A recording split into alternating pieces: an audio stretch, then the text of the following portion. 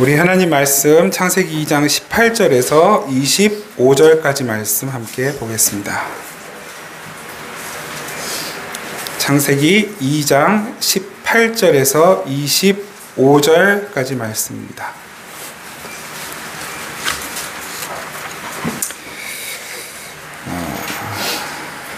중간에 19절과 20절 상반절을 빼고 읽습니다. 그러니까 성경을 보시는 분들은 주보에 기록된 말씀을 참고하셔서 함께 읽으시면 좋겠습니다. 18절부터 25절까지 19절 빼고 함께 읽습니다. 시작. 여호와 하나님이 이르시되 사람이 혼자 사는 것이 좋지 아니하니 내가 그를 위하여 돕는 배필을 지으리라 하시니라. 아담이 돕는 배필이 없으므로 여호와 하나님이 아담을 깊이 잠들게 하시니 잠들매 그가 그 갈빗대 하나를 취하고 살로 대신 채우고 여호와 하나님이 아담에게서 취하신 그 갈빗대로 여자를 만드시고 그를 아담에게로 이끌어 오시니 아담이 이르되 이는 내 뼈 중에 뼈요 살 중에 살이라. 이것을 남자에게서 취하였은즉 여자라 부르리라 하니라. 이러므로 남자가 부모를 떠나 그의 아내와 합하여 둘이 한 몸을 이룰지로다. 아담과 그의 아내 두 사람이 벌거벗었으나 부끄러워하지 아니하니라. 아멘. 신부가 되다라는 제목을 붙여보았습니다. 이 제목 아래 말씀으로 함께 하나님의 은혜 나누겠습니다. 우리는 지난주까지 그 에덴 동산의 선악과 나무 또 생명나무를 함께 살펴보았죠. 그리고 그 에덴으로부터 발원하여 흐르는 네 강 비손 기온 히데겔 유브라데 그 네 강이 무엇을 의미하는지 함께 살펴보았습니다. 이것을 통해 우리가 확인하는 것이 무엇이었나요? 우리는 절대로 우리 힘, 우리 실력으로는 생명나무 열매를 먹을 수 없는 자들이라는 것. 그것을 확인했고 그 선악과 시험을 통과할 수 없는 우리를 예수 그리스도께서 그냥 우리를 품에 안으시고 선악과 시험을 통과하심으로 우리를 생명나무까지 거저 인도하셨다는 것. 그것이 곧 십자가였고 그 십자가에 못 박혀야 할 우리가 예수 안에 살아나고 또 그와 함께 귀하고 복된 존재로 살게 된 것. 그래서 우리는 척박한 땅이었으나 에덴에서 발원한 그 강물, 그것이 곧 성령이었죠. 성령 하나님께서 우리를 살리셔서 살만한 나무가 되고 열매 맺는 나무가 되고 잎사귀까지 약이 되는 그런 인생을 살게 되었고 그것이 곧 무엇으로 표현이 됩니까? 보석으로 표현이 됐어요. 그 생명나무 강가에 흐르는 그 강이 흐르는 곳에 보석이 있어요. 그 보석이 곧 교회, 성도인 저와 여러분이라는 것을 함께 확인하면서 그것이 계시록의 말씀, 그 결론을 향해 달려가는 시작점이라는 것을 확인했죠. 그 천국에 가면 새하늘 새 땅에 온갖 보석이 있는 거잖아요. 그 보석이고 성도였고 이제 그 모습을 창세기부터 미리 이렇게 힌트해 주고 계신다는 것을 우리가 확인을 했습니다. 오늘도 같은 맥락입니다. 같은 이야기예요. 아담과 하와의 이야기, 그 어떤 성경 말씀보다 우리가 많이 보았고 들었고 또 잘 알고 있는 내용이죠. 근데 이 내용을 아무리 많이 보고 들으면서도 단지 이것이 하나님께서 부부를 만드신, 가정을 만드신 시작이다, 이 정도로만 해석하고 끝나버리면 안 읽은 것과 다를 바가 없습니다. 좋은 부부, 좋은 가정 만드는 이야기는 성경 아닌 다른 곳에 전문 강사들이 훨씬 많은 데이터와 표본을 가지고 더 잘 얘기해 줄 수 있거든요. 성경의 이야기는 좋은 부부가 되라, 좋은 가정을 만들어라, 꼭 결혼해라, 이런 것들을 이야기하고 있지 않습니다. 그것이 하나님의 일반 은총 안에서 우리에게 주어진 은혜이기는 해요. 결혼해야만, 가정을 이루어야만 알 수 있는 하나님의 마음과 성품과 하나님의 뜻이 있어요. 근데 그걸 결혼을 못하면, 가정을 못 이루면 하나님의 뜻을 모르고 또 뭔가 이렇게 수준이 조금 미달한 인간이 되고 절대 그것이 아닌 것입니다. 오늘 우리가 읽은 본문 둘이 한 몸을 이루는 이야기는 부부를 이루라는 이야기도 아니고 가정을 잘 만들라는 이야기도 아닙니다. 예수 그리스도와 우리가 어떻게 연합하게 되었는지를 말씀하고 계시는 내용인 것입니다.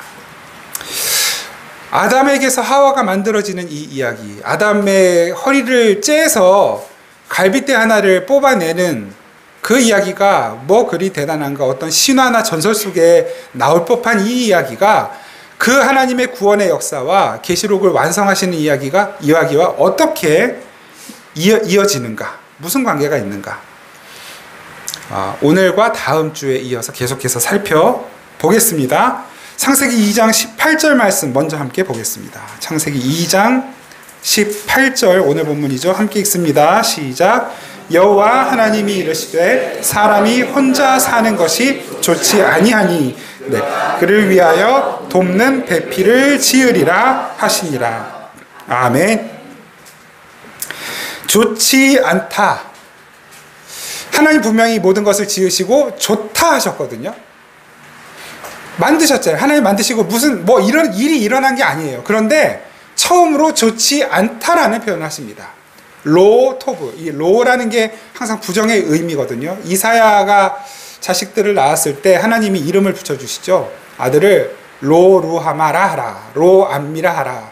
내 백성이 아니다, 긍휼을 입지 못했다, 이런 뜻이에요. 로는 그래서 늘 부정의 의미가 있습니다. 그러니까 로 토브, 다 지으시고 토브 말씀하셨는데 갑자기 뜬금없이 로 토브, 좋지 않다 그러셔요. 무엇이? 아담이 홀로 있는 것이 좋지 않다. 그러면 진작에 만들 때 흙으로 둘을 빚으실 것이지 왜 굳이 먼저 아담을 빚어놓으시고 좋다고 해놓으시고서는 굳이 좋지 않다라고 말씀을 꼭 하셔야만 했는가? 의도가 있는 거예요. 그것이 정말로 좋지 않다는 것이 아니라 하나님이 이 아담의 독처하는 것과 이 독처하는 아담으로부터 반드시 아담으로부터 나와야 하는 신부, 반드시 아담이 재료가 되지 않으면 만들어질 수 없는 신부, 그 좋지 않은 것이 어떻게 좋아지게 되는가, 어떻게 톱으로 바뀌는가를 보여주시기 위해서 굳이 로토브라는 말을 쓰고 계시는 거예요. 그 로토브가 어떻게 톱으로 바뀌어지는가를 우리가 확인하면서 이것이 아담으로부터가 아니면 절대로 하와가 만들어져서는 안 되는 거였구나. 그래서 아담으로부터 하와가 나와야만 좋은 것이구나. 이것을 우리가 확인하게 되는 것입니다. 로토브, 이것은 조금 더 비약을 해서 말씀드리면 하나님이 만드신 선은 반드시 깨어질 것이다. 하나님이 창조하신 저 창조의 모습은 반드시 훼손될 것이다 라는 것을 미리 여기에서 보여주고 계시는 거예요. 그리고 이제 구체적으로 3장으로 가죠. 창세기 3장으로 가면 거기서 이제 뱀이 유혹을 해요. 뱀이 유혹해서 아담과 하와가 타락하는 모습이 나오고, 그리고 그것이 또 어떻게 톱으로 바뀌어질지를 창세기 3장 15절에서 원시 복음을 말씀하시죠. 그 여인의 후손이 뱀의 머리를 밟을 것. 그 뱀은 그 여인의 후손의 발꿈치를 깨물겠지만 그 깨물린 발꿈치로 뱀의 머리를 밟아 로토브가 톱으로 바뀔 것이라는 것을 또 보여주시는 것이에요. 이렇게 하나님의 계시는 창세기 1장 1절부터 계시록 22장 20절까지 일관성을 가지고 올라갑니다. 그러니까 구약과 신약이 어떻게 연결이 되는가, 구약의 예언이 신약에서 어떻게 성취되는가는 막 이것저것 하나하나 물론 다 따지려면 따질 수는 있겠지만 우리가 다 성서학자도 아니고 또 뭐 그렇게 해서 찾는 재미가 있다면 그렇게 해도 되겠지만 사실은 1장 1절 한 절에서 이 1장 1절의 말씀이 요한복음 1장 1절로 이어지고 그것이 계시록으로 완성되는 것을 보여주고 계시는구나라는 것을 성경을 우리가 조금만 읽고 있다면 그것을 전체를 창세기부터 계시록까지를 쭉 일관된 시선으로 읽을 수만 있다면 그런 것들은 쉽게 찾아지는 것입니다. 계시는 일관적이어야 돼요. 중간중간에 막 바뀌면 안 돼요. 일관적입니다. 그래서 그 창세기 1장 1절의 계시는 지금까지도 이어지고 있는 거예요. 우리에게. 그리고 점진성을 가집니다. 점진성을 가진다는 것은 이 이야기가 다음 단계로 이어지고 다음 단계로 이어지고 또 그 다음 단계로 또 일관성 안에서만 정진성이 유효한 거거든요. 그렇게 점진적으로 흘러가죠. 그리고 그 이야기는 점점 확장돼요. 확장성을 가져요. 이것이 아담과 하와의 이야기로, 그리고 한 이스라엘 민족의 이야기로, 그것이 그리고 유대 전 지역과 사마리아 그리고 땅끝까지의 이야기로 확장되어져요. 이 계시는 단지 아담과 하와에게만 주어진 계시가 아니라, 이스라엘 한 민족에게만 주어진 계시가 아니라 온 세계 열방에게 주어진 계시라는 것, 그렇게 확장되어 가고 있다는 것을 말씀하고 있는 것이죠. 성경을 읽으실 때 그래서 이 계시가 어떻게 일관되게 흘러가는가, 어떻게 점진적으로 진행되는가, 그리고 어떻게 확장되어져 가는가, 이런 관점을 놓치지 않으신다면 이단이 될 일도, 사이비가 될 일도, 성경을 오해할 일도, 그리고 성경을 통해서 엉뚱한 것을 찾거나 엉뚱한 계시를 찾거나 그것을 또 자기 자신의 어떤 삶이나 꿈이나 비전을 정당화하는 데 쓰거나 하는 그런 일들은 생기지 않게 되는 것입니다. 우리가 오늘 계속 우리가 찬양부터 이어서 이렇게 여러분들 다 확인하고 계시겠지만, 내 뜻이, 내 생각이 이루어지는 것이 아니라 하나님의 생각, 하나님의 뜻이 우리 안에서, 교회 안에서 이루어지는 것이 옳구나라고 하는 것을 계속 지금 우리가 확인해 가고 있는 거예요. 이 말씀을 통해서도 마찬가지인 것이죠. 이렇게 하나님은 아담과 하와를 통해서, 그리고 에덴 동산에 선악과 나무와 생명나무를 두신 그 사건으로 인해서, 그리고 그 아담과 하와가 아담에게서 그 하와가 나오는 이 사건을 보여주시고, 그 아담과 하와를 결혼시키심으로써 하나님의 교회, 예수 그리스도로 인하여 만들어지는 교회, 바로 그 교회 이야기를 하고 계시는 것입니다.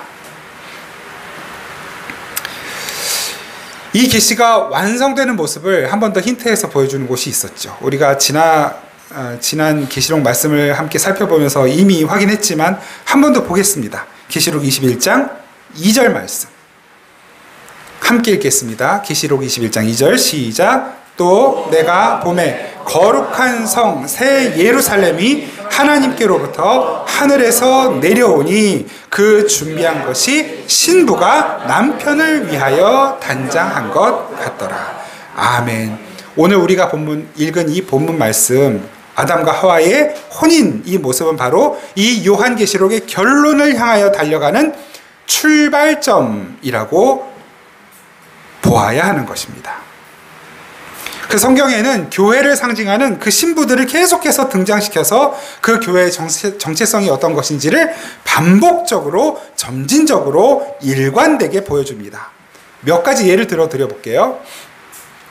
이삭의 아내 리브가, 그것은 교회가 어떻게 예수 그리스도께 드려지게 되는가를 보여주고 있는 사건입니다.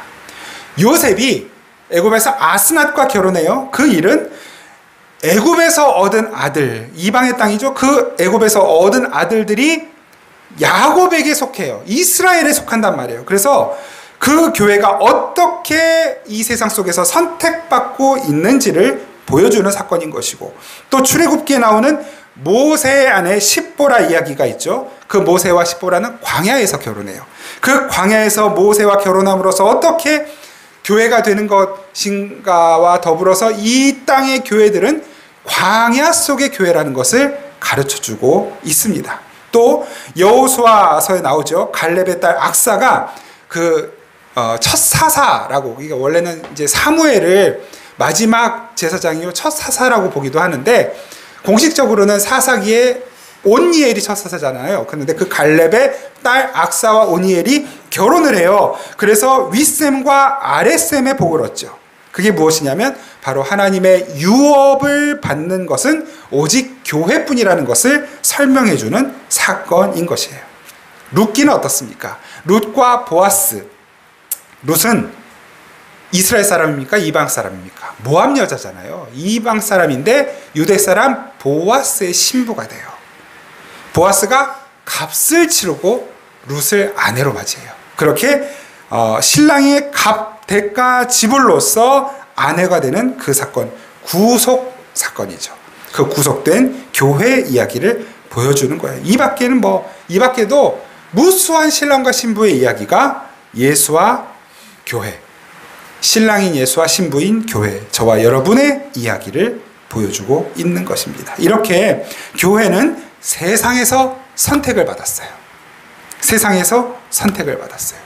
여기에 우리 아이들, 또 청년들, 그리고 장년들, 그리고 노년에 이르기까지 우리 모두는 하나님의 때에 하나님의 방법으로 이 세상 속에서 여러분들이 속한 학교에서, 그렇다고 뭐 학교가 나쁘다 이런 얘기를 하는 게 아니에요. 여러분들이 속한 직장에서, 여러분들이 속한 때로는 가정 속에서 여러분들을 먼저 하나님이 내 신부로, 교회로 불러내셨습니다. 그러니까 우리가 살아가는 삶의 자리는 예수의 신부로서 우리가 살아가는 자리예요. 예수의 신부로서 일하는 현장이고, 예수의 신부로서 가족의 구성원이 되어 그 복을 흘려보내는 통로로 살아가고 있는 것입니다.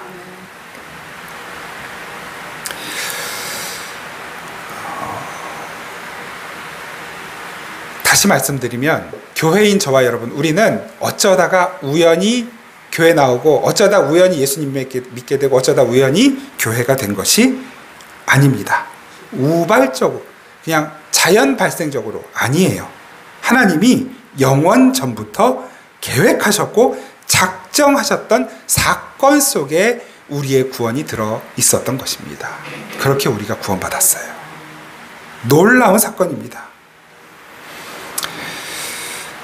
하나님께서 아담과 하와를 다 만드시고 나서야 비로소 안식하셨거든요.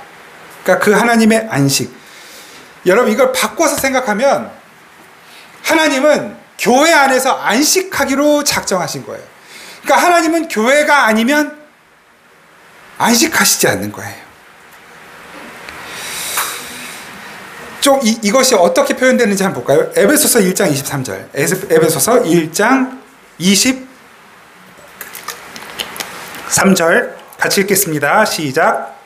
교회는, 아멘. 교회는 1장 23절 시작. 교회는 그의 몸이니 만물 안에서 아멘. 안식이 곧 뭐라고 늘 말씀드립니까? 완성이라는 말씀드리죠. 완성은 못 하나로 더 박을 필요가 없는 완전함이에요. 충만함입니다. 교회가 예수 그리스도의 충만함인 거예요. 그러니까 예수님은 교회가 없이는 충만하시지 않기로 작정하신 거예요. 그러니까 다시 말해 오늘 본문을 하고 연결을 해볼까요? 교회는, 그러니까 예수님은 교회 없이는 독처하시는 모습이 되는 거예요. 아담이 독처하는 것이 좋지 않다. 예수님은 교회 없이 계시는 것이 좋지 않다. 그것이 뭐 선악의 개념이 아니라 로토브인 거예요. 좋지 않다. 그러니까 예수님은 교회를 통해 충만하신 것입니다.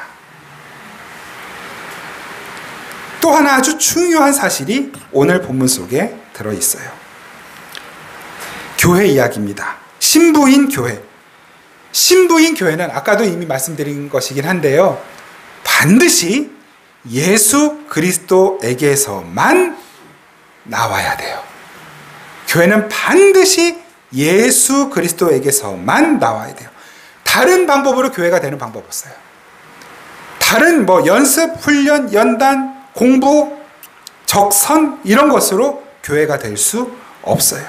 그래서 하와가 굳이 다른 재료가 아닌 아담을 재료로 나오는 것입니다.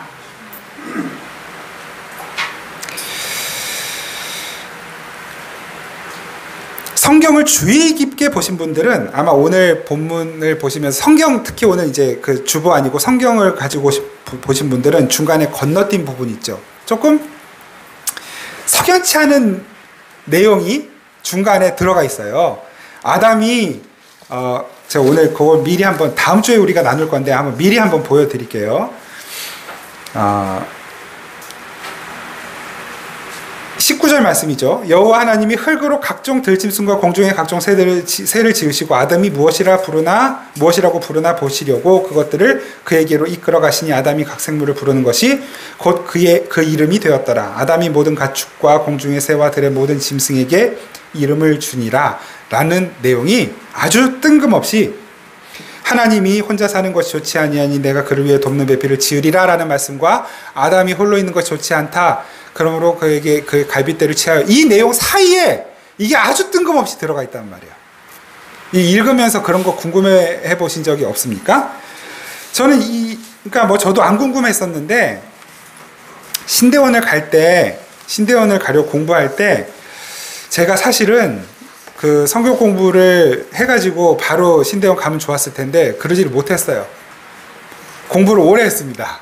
근데 왜냐하면 핑계 삼아 제가 혼자 핑계 삼아 이렇게 내가 왜 신대원을 바로 못 들어갔나를 혼자서 이제 핑계를 대는 건데, 뭐냐면 성경을 공부하려고 읽어야 되거든요. 그래서 이제 전체 내용을 쭉 줄거리를 만들고 그 전체 창세기부터 계시록까지의 장 제목을 다 외워야 돼요. 근데 그런 뭐 또 공부하는 방법들이 있어요. 기본적으로 뭐 무슨 이름 나오는 거, 지명 나오는 거, 그 내용들 뭐 이걸 쭉 다 장별로 성경별로 거의 암기를 해야 되거든요. 요절 외우는 거는 신구약 합쳐서 150절은 암송을 기본적으로 해야 시험을 볼 수가 있어요. 그런데 저는 성경을 읽으면 꼭 꽂히는 거예요. 어느 한 곳에 꽂혀가지고 그걸 가지고 막 은혜 받고 있는 거예요. 매번. 그러니까 남들은 이제 친구들도 이번에 그 대만에 가서 만나고 온 그 송성진 목사님도 그렇고, 뭐 재수 늦어도 삼수면은 다 학교를 가요. 제일 늦게 간 친구가 뭐 육수까지 하고 갔는데 안 되는 거예요. 이제 부모님께는 너무 죄송하죠. 그런데 성경을 읽으면 공부가 안 되고 꼭 묵상이 돼요. 그게 쥐약이거든요. 신대원 입학하는 사람한테는. 그래서 뭐 제가 일찌감치 포기를 했습니다. 은혜 받기로 결정을 했어요. 근데 지나고 보면 그 시간들만큼 성경을 사랑했던 적이 없었던 것 같아요. 그 시간만큼 하나님과 가깝게 지냈던 적이 없었던 것 같아요. 오히려 뭐 사역하고 목사 되고 나서는 그때만큼 성경 읽지 않고 그때만큼 성경을 대할 때 설레이거나 막 두근거리거나 이런 마음이 잘 없는 것 같아요. 그때는 공부를 해야 되는데 그래서 공부를 못했습니다. 그리고 그냥 하나님과 교제를 했던 것 같아요. 그런데 지금에 와서는 그때 그 교제하고 나눴던 하나님께서 주셨던 은혜들이 오히려 지금 저를 살게 하는 힘이고, 또 여러분들과 이렇게 작게나마 은혜를 나누는 자산이 그때 마련이 된 것 같아요. 그래서 너무너무 감사하죠. 하나님은 우리가 목적지를 보면 그 목적지가 맞는지 틀리는지 아는 것도 중요하지만 그것이 하나님께서 내게 허락하신 목적지다. 우리가 다윗 공부하면서 그 묵상글 보면서 그거 깨닫잖아요. 하나님께서 다윗에게 기름 부었어요. 그러면 그게 목적지가 되었어요. 왕이, 너는 이스라엘 왕이야? 그럼 바로 가면 되잖아요. 그런데 돌아 한참 돌아가지고 별의별 희한한 말도 안 되는 고생들을 다 시키신 다음에 겨우겨우 그 왕도 바로 왕이 또 되는 것도 아니고, 사울이 죽었는데도 그 뒤에 3년 반 동안 지나고 또 그 다윗에게 굴복하기까지 7년 반 동안 또 기다리게 만드시고 그 먼 길을 돌아가게 만드셔요. 여러분 지금도 돌아가시는 분들 되게 많죠. 여기서 돌아가고 계시는 분들. 물론 탄탄대로 직선 도로를 가면 좋겠지만 직선 도로는 직선대로의 은혜가 있고 또 그 다음에 가야 할 길이 분명히 있어요.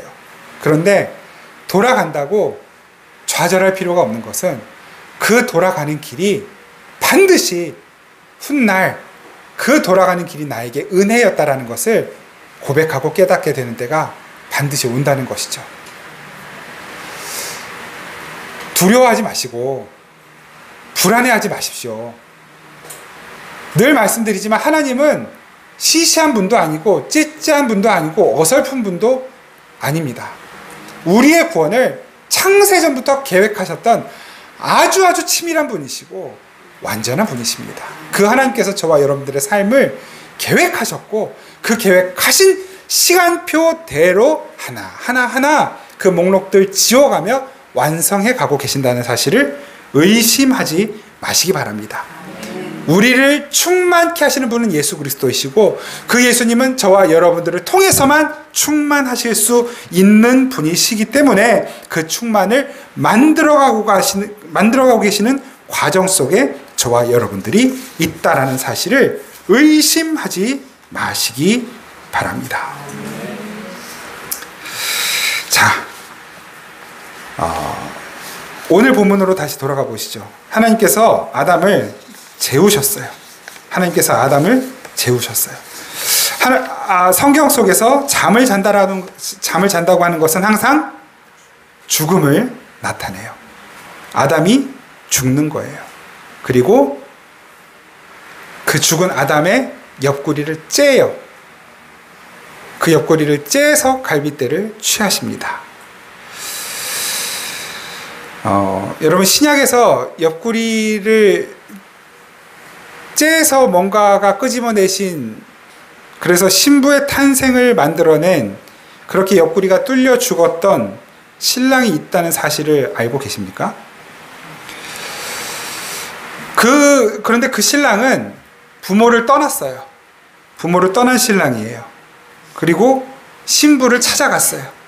그리고 자기 옆구리를 째서 그 신부와 연합했습니다. 누구십니까? 예수 그리스도시죠.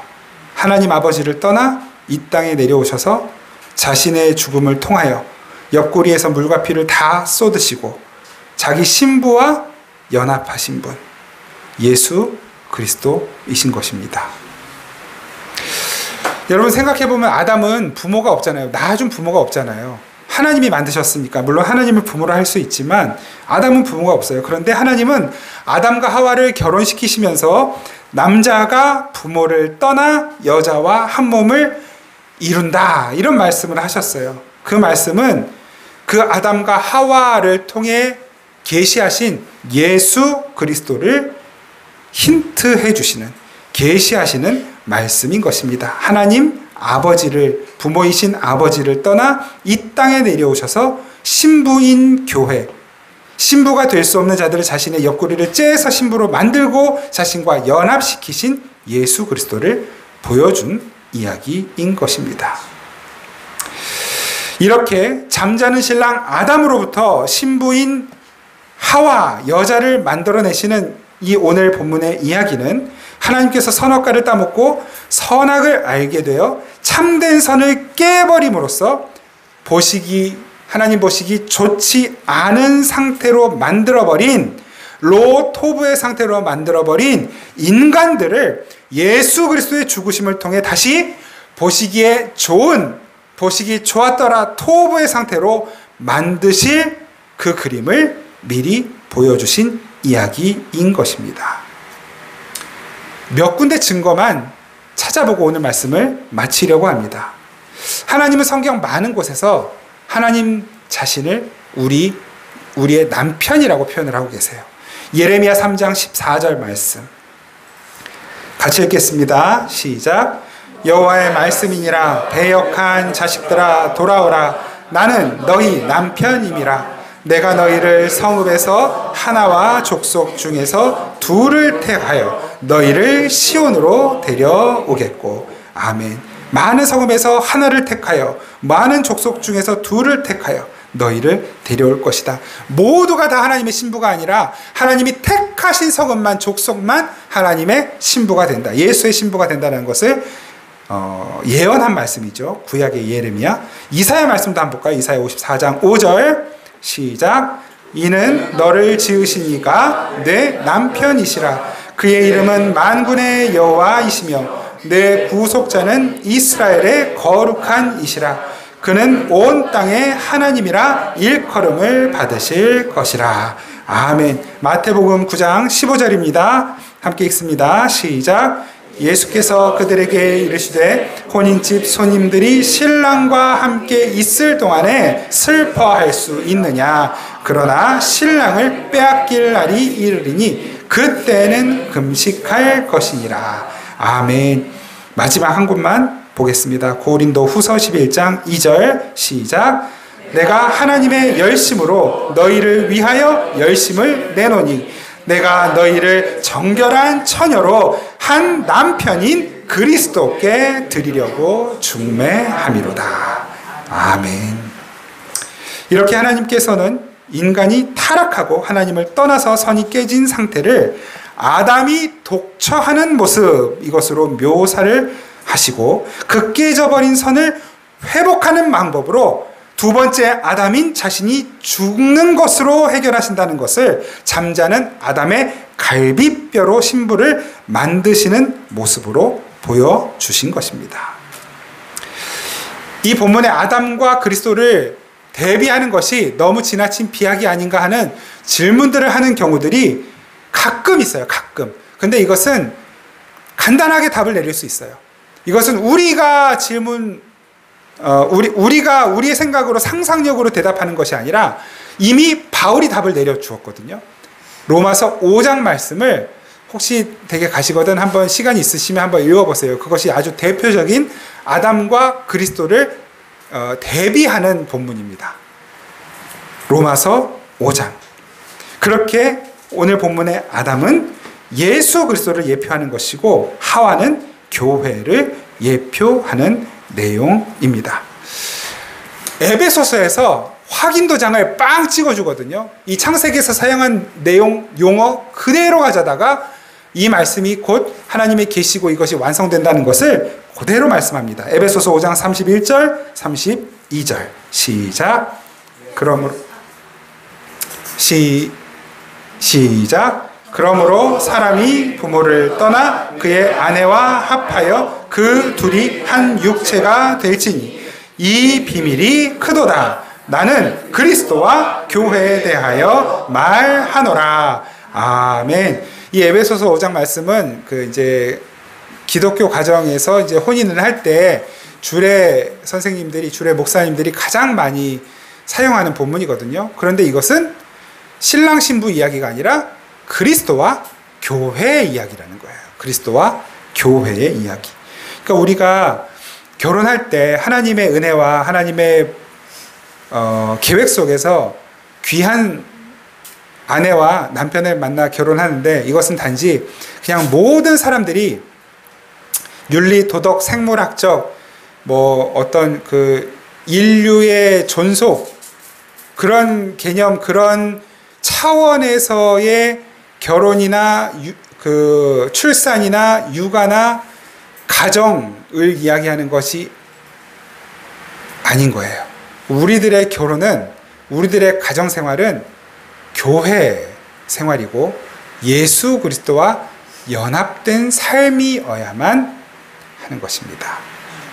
신랑인 남편을 통해 예수의 모습이 드러나야 하고 신부인 아내를 통해 교회의 모습이 드러나야 해요. 동시에 신랑 신부 그 두 사람이 예수 그리스도의 신부로서 어떻게 나를 죽이기까지, 신랑이 예수님이 어떻게 교회를 만드셨다고요?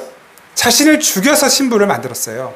신랑은 자신을 죽이는 존재예요.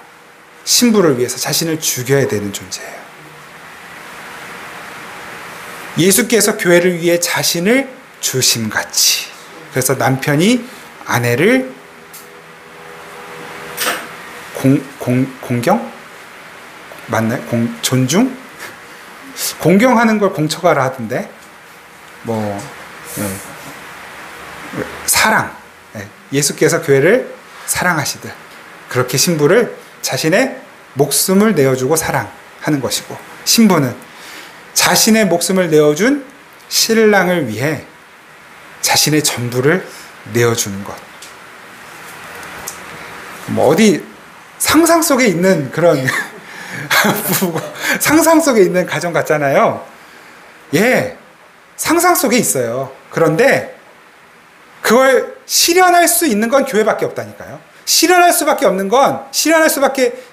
있는 건 오직 성도밖에 없는 거예요. 그래서 그걸 말씀하시는 것이고, 우리가 그것이 되든 안 되든 몸부림치면서 그 자리를 향해 가는 것입니다. 그 자리로 가면서 예수님의 희생을 배우는 것이고, 예수님을 향한 사랑을 배우는 거예요.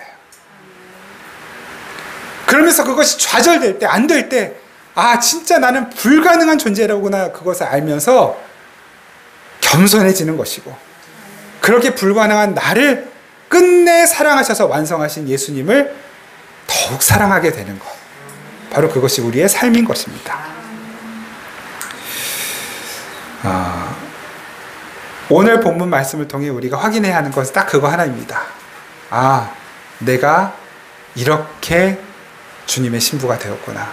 하나님이 두 번째 아담이신 예수를 죽이셔서 그 옆구리를 찢어서 그 안에 있는 걸 다 꺼내서 끄집어내서 나를 만드셨구나.